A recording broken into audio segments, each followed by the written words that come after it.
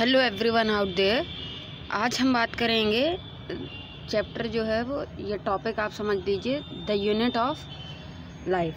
अपने लाइफ की जो मोस्ट इम्पॉर्टेंट यूनिट है, the unit of life, cell के बारे में बात करेंगे। उससे कैसे एमसीक्यूज आते हैं ज़्यादातर एग्ज़ाम्स में, जैसे रेलवे हुआ आपका, एसएससी, यूपीएससी, पीसीएस एग्ज़ाम्स हुआ, इनमें सेल जो एक टॉपिक है उससे कैसे एमसीक्यूज आते हैं वो देखें। तो चलिए स्टार्ट करते हैं। उससे पहले मेरे बारे में कुछ जान लीजिए।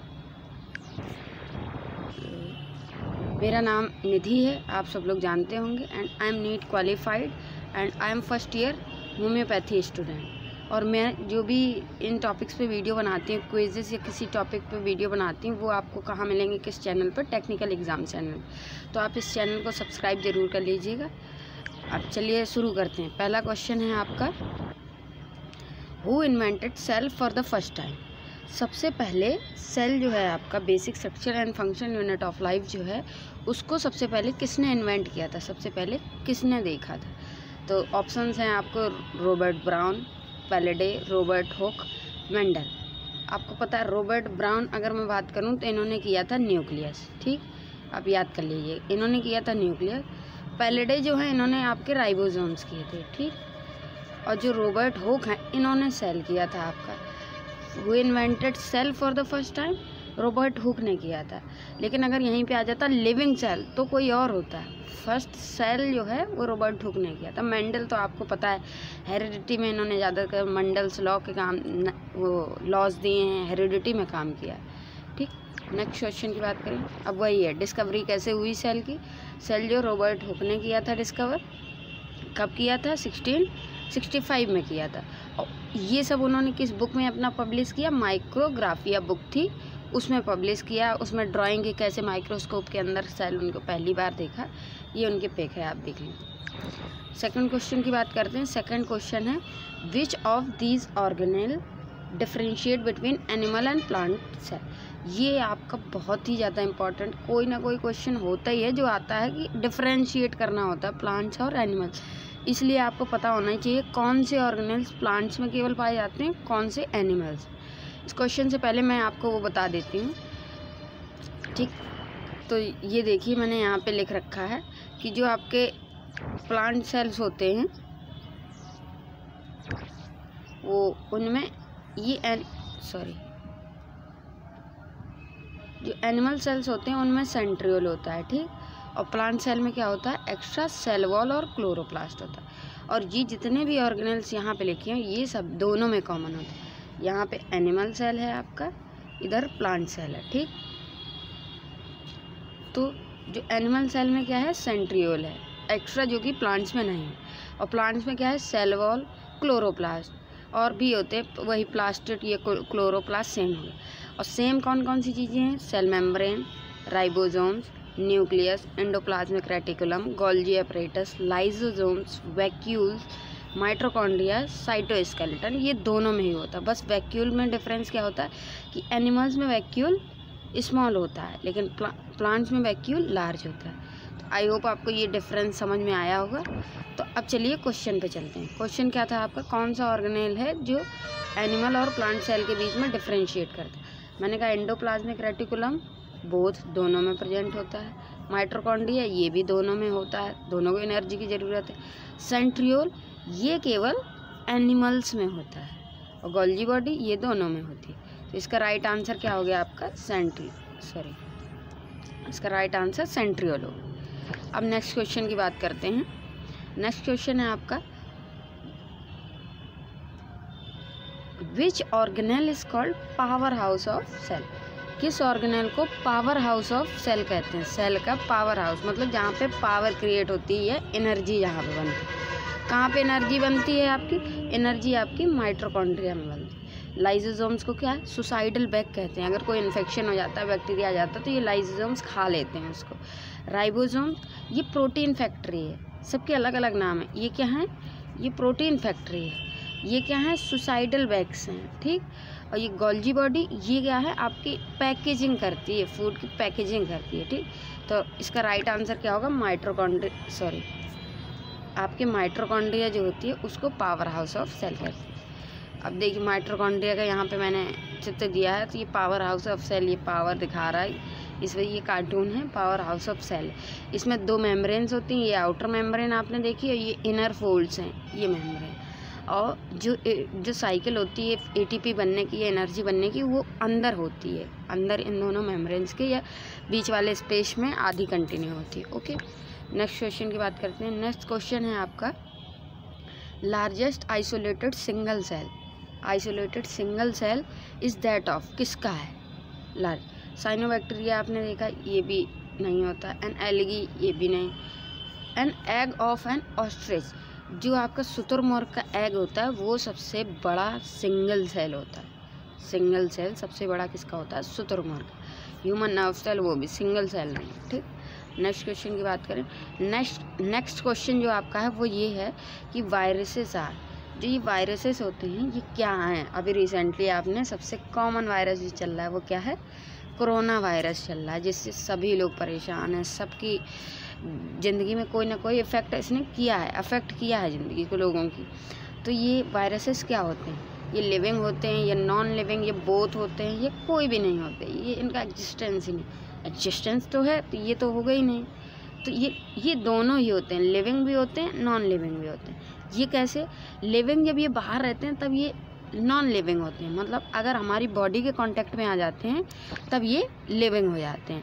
मतलब ये खुद का इनका कोई वो नहीं है कि जब बाहर रहेंगे तो इन कुछ नहीं, लेकिन हमारी बॉडी के कांटेक्ट में आ जाएंगे तब वो लिविंग हो जाएंगे। मतलब ये दोनों ही हैं, ये बोथ लिविंग भी हैं, नॉन लिविंग भी। ठीक, नेक्स्ट क्वेश्चन जो, उससे पहले मैं ये बताना चाहूँगी, जो चैनल है ये टेक्निकल एग्ज़ाम चैनल जो आपका है, इसमें हम जो ये PDF है इसके नोट्स भी प्रोवाइड करते हैं। टेक्निकल एग्ज़ाम टेलीग्राम चैनल भी है। इस YouTube चैनल पे तो वीडियोस आती हैं, टेक्निकल एग्ज़ाम जो आपका टेलीग्राम चैनल है उस पर हम PDF नोट्स भी अपलोड करते हैं। तो आप उस लिंक को ज़रूर चेक कर लीजिएगा, या तो लिंक हम नीचे दे देंगे डिस्क्रिप्शन। ओके, अब नेक्स्ट क्वेश्चन की बात करते हैं। ठीक,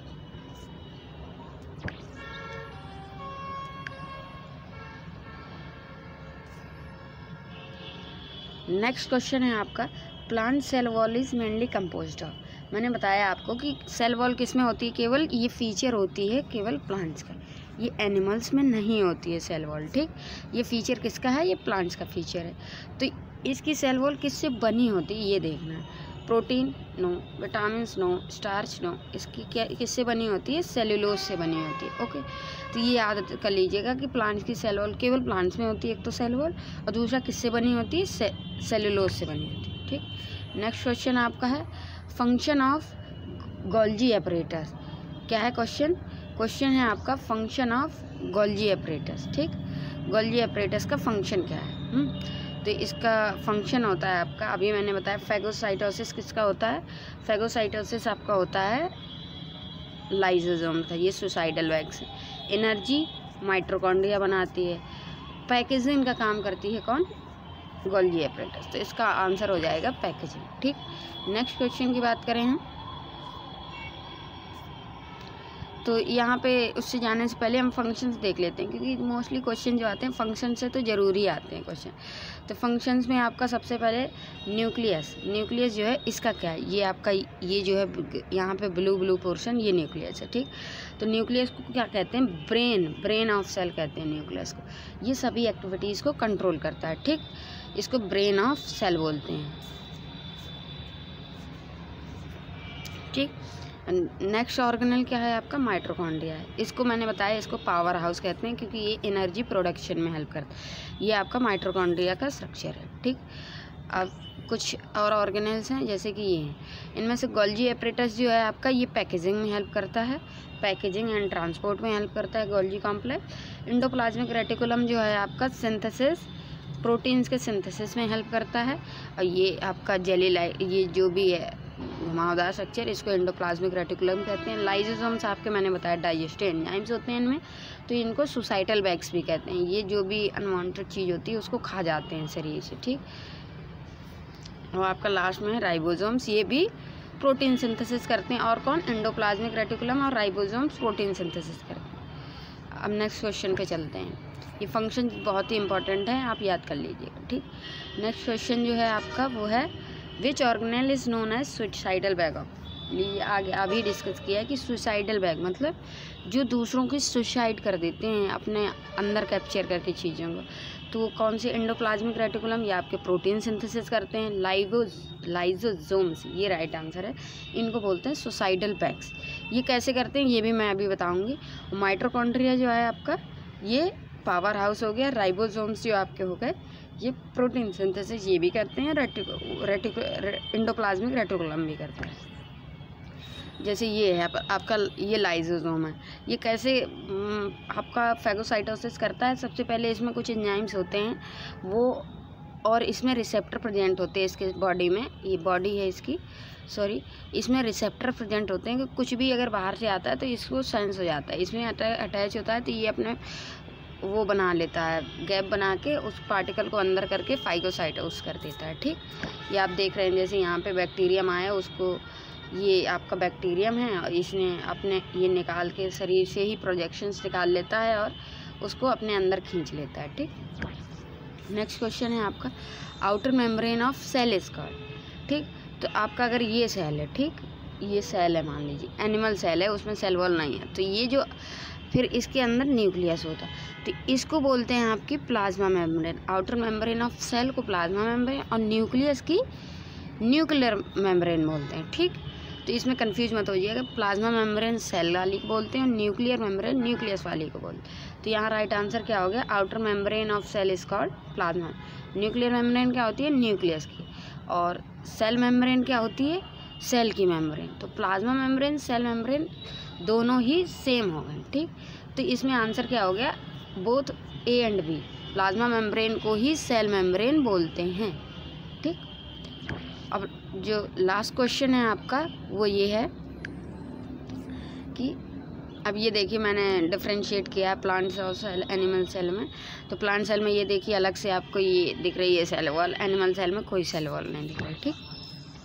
लास्ट क्वेश्चन है आपका jelly like structure present inside the cell is called. ये सेल है, सॉरी, ये आपका सेल है, ठीक। ये न्यूक्लियस है, आपका सेल के बीच में न्यूक्लियस है। जो इधर प्रेजेंट होता है ये पूरा जेली लाइक स्ट्रक्चर किसके बीच में, न्यूक्लियर मेम्ब्रेन और प्लाज्मा मेम्ब्रेन के बीच में, उसको क्या बोलते हैं हम, साइटोप्लाज्म। इसी में आपके सभी ऑर्गेनेल्स तैर रहे होते हैं, ठीक। तो वो क्या हो गया, साइटोप्लाज्म हो गया। अब न्यूक्लियोप्लाज्म क्या होता है, जो ये न्यूक्लियस है इसके अंदर जो सब्सटेंस होगा उसको न्यूक्लियोप्लाज्म बोलते। इंडोप्लाज्मिक रेटिकुलम ये ऑर्गेनेल है, तो ये कहाँ होगा, ये साइटोप्लाज्म में होगा। जेली लाइक स्ट्रक्चर क्या है, साइटोप्लाज्म। तो इसका आंसर क्या हो गया, साइटोप्लाज्म। आई होप आपको ये वीडियो अच्छी लगी होगी, कुछ नॉलेजेबल होगी। आप कमेंट ज़रूर करिएगा कि आपको कैसी लगी या किन और टॉपिक्स पे वीडियोस बनाने हैं। और अगर आपको वीडियो अच्छी लगी है तो लाइक कर दीजिएगा, चैनल को सब्सक्राइब कर दीजिएगा ऐसी ही वीडियोस पाने के लिए, और नोटिफिकेशन के लिए आप बेल आइकन को प्रेस कर दीजिए।